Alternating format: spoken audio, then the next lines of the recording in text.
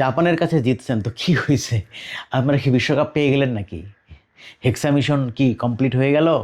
না ওই যে জার্মানির কাছে ৭টা গোল খাইছিলেন সেইটা মিটে গেল? কিছুই তো হয়নি রে ভাই। জাপানের সাথে আপনারা যে জিতবেন এটা তো ধরেই নেওয়া হচ্ছিল, কারণ আপনারা অনেক শক্তিশালী দল কিনে এটা পরের ব্যাপার, কিন্তু জাপানের চেয়ে তো আপনারা একটু হলেও মানে শক্তিশালী, এটা তো সবাই জানে, এটা তো নতুন কিছু না। তো আপনারা জিতবেন এটা ধরেই নেওয়া হচ্ছিল। এটা নিয়ে যেভাবে আপনারা উল্লাস করতেছেন, মানে কি বলবো, যে মনে হচ্ছে বিশ্বকাপ পেয়ে গেলেন আপনারা। ভাই, জাপানের সাথে প্রথমে গোল খেয়ে মানে মানে মনের মধ্যে ঝড় নিয়ে অনেক স্ট্রাগল করে সেই গোলটা শোধ দিয়ে এরপরে একদম শেষ মুহূর্তে এসে বিশৃঙ্খলা বাঁধিয়ে জাপান যে স্নায়বিক চাপ নিতে পারবে না আপনারা জানেন, ছোট দল, এবং তাদেরকে দুর্বল করে দেওয়ার জন্য তাদের ডি বক্সের মধ্যে একটা হুড়োহুড়ি লাগিয়ে দিয়ে গোলটা বলটা গোল পোস্টের মধ্যে ঢুকিয়ে দেবেন।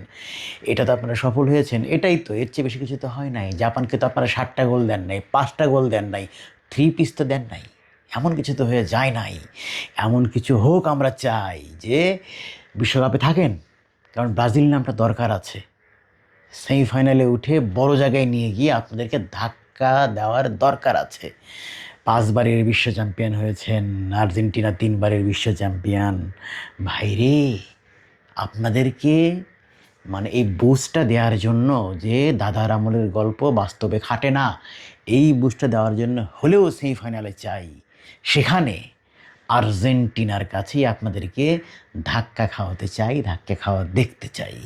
বুঝতে পেরেছেন? এমনিতেই আপনারা কি খেলবেন, কোথায় জিতবেন, সেমিফাইনালে যাবেন কি না, এটা নিয়ে বিন্দু মাত্র আর্জেন্টাইন ফ্যানরা এটা নিয়ে ভাবেও না। কারণ কোথায় কি আর কোথায় কি, আর উপমা দিলাম না। কিন্তু ওই যে আপনাদের যে এই জাপানের সাথে জিতে যে মিছিল লাগাইছেন রে ভাই, এটার জন্যই চাই যেটা ধাক্কা দেওয়া দরকার আপনাদেরকে। তো চলে আসেন সেমিফাইনালে, মানে যেভাবেই হোক জিতে মিতে চলে আসেন, 1 গোল দিয়ে ড্র করে পেনাল্টিতে গিয়ে যেভাবেই হোক না কেন আপনারা জিতে আসেন, আসি, সমস্যা নাই।